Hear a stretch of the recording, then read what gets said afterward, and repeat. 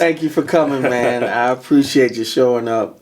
And just want to have a brief conversation, man, about what's going on in our community. Yes. I'm all about community and fellowship relationship. Right now, it seems like our community is suffering. We have in the United States some challenges with the Nashville 2. Yes. And the way that the protest for gun violence has kind of caused a split in the Nashville community and maybe the broader community at large, African Americans and with our Euro-American brothers and sisters. What do you think about what's going on with the Nashville 2 and, just in the broad sense, dealing with this gun violence in the African American community? Well, first of all, Orlando, it's always a pleasure to be in your presence, man. I really appreciate the opportunity just to talk, and talk about the issues of the day. I do think it's extremely serious. My heart goes out to the victims and their families of such a tragic event. I have to think about something that I heard and I continually hear. I guess the proper way to put it, is on the other side. They talk about having a God-given right to bear arms. A God-given right to bear arms. And they are staunch about it. They're not going to waver. They don't even want to discuss any type of governance restricting them from having arms. And they say it's their God-given right.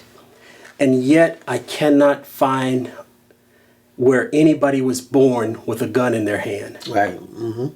So, what about equality? Having the God-given right to equality, or having a God-given right to civility, or even just embracing the Declaration of Independence, the Constitution, embracing the tenets therein, life, liberty, and the pursuit of happiness, and how we treat each other. So it's a huge issue. It's problematic. And I think it gets entangled with people's politics, their worldview, their ignorance, their lack of understanding, and then just people not having compassion and love for one another.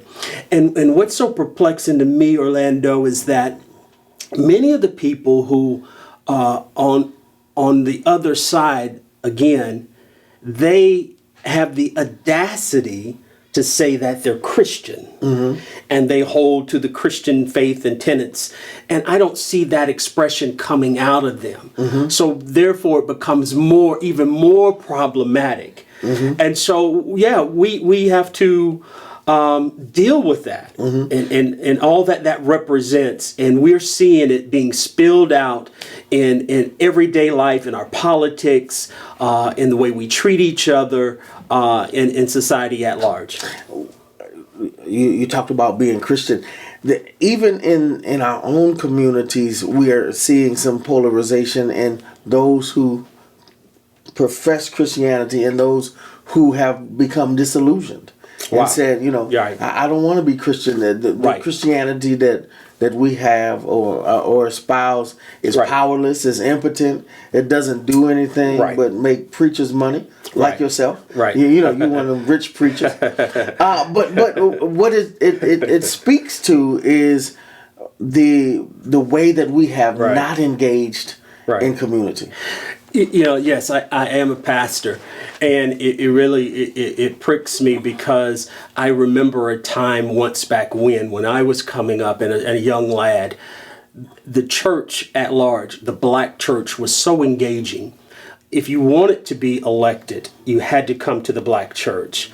If you wanted to have any type of successful event, it had to flow through the black church. You had to advertise through the black church. You had to get the blessings of the clergy, of the pastor, through the black church.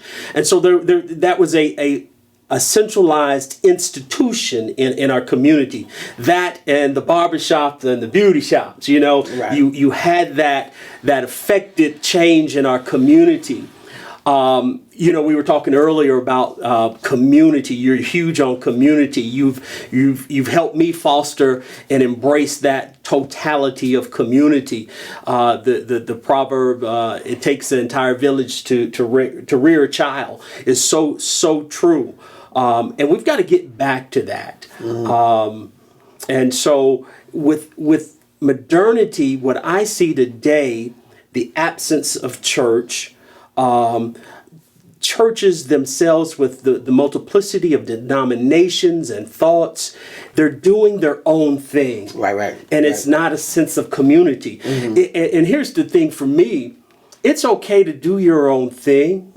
I can respect and embrace and love you as you do your own thing, but we have to find some commonality for the good of community. Right. That we are a power, a force to reckon with, and until we get back to that, then we're going to be tossed by everything that they throw at us, and that's sad. And what I started thinking about when you talked about historically, going back to the missionary Baptist church that I grew up in, and the churches around, yes, they were very active. They were socially active, politically active, economically active. That's right. And all of those things created an environment to where a young person like myself said, "I want to be like that preacher who took the charge. If there was something going on in the community, that preacher was engaged in social transformation." Yeah, sorry to interrupt. You said that. And for me, as just my personal observation, now I think society somewhat disdains pastors. It's just, they're not respected. I think, and like you said, there's a lot of people who are shunning the church. Their misconception that the pastor is making all this money and getting all this and taking out of the community and things like that. Of course, there have been abuses, but that's not the totality of everything. But their emotions won't allow them to see that. Right. And so, non quod intelligente, we condemn what we don't understand. We condemn what we don't know. And that's sad. That's a sad indictment. But, as we were up on the campus of Georgia Tech today, and we ran into the individual who told us that, we as black men, black and brown men, we have to have the courage just to say something, to engage people, not just the youth, but just to engage people. And we need that with each other in our community, to listen. We can be different. And instead of rejecting each other for our difference, we can embrace each other for our similarities in being human, our humanities. I want to jump in right there. Yeah. As a hospital chaplain, I was asked, what is the difference between a chaplain and a pastor? All right. I engaged him in that space. But then there was another question about difference. He wanted to know about why we have so many challenges in relationships and inside of the Christian religion. Right. And I said this. I said there's a text where Moses and the 12 spies. The 12 spies are gathered up. It's Joshua, Caleb, and then the other 10. Right. Why did God say 12? He didn't want everybody to think the same. Right. But the difference is relationship. Right. To where we all wrestle together. Going back to what I said earlier about Howard Thurman, contact without fellowship or contact without relationship. We need a greater level of sitting down together, having conversations that we get understanding. Yeah. In all thy getting, Get understanding. understanding. Right. And that doesn't come by me thinking that I'm over here doing my thing, Right. you're over there. We have no communication. We're making assumptions. Right. Absolutely. Across. I want to tell from the highest hilltop in every hill and hamlet, I want to tell this to black and brown people all over the world. We are multifaceted beings. Yes. We can do more than one thing at a time. Right. We can multitask, and we often, in order to be fruitful, you have to multitask. Right. So stop taking this notion that you can only deal with one thing at a time. Life is not that simplistic.